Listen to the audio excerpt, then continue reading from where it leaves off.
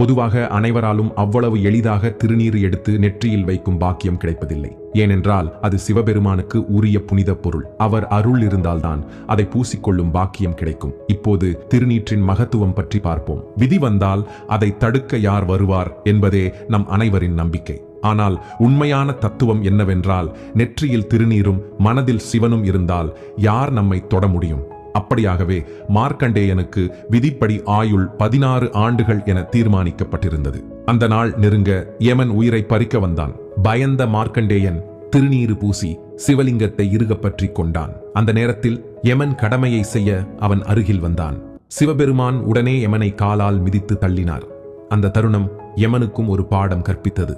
அதன்பின் சிவபெருமான் தனது தூதர்களிடம் கட்டளை பிறப்பித்தார்.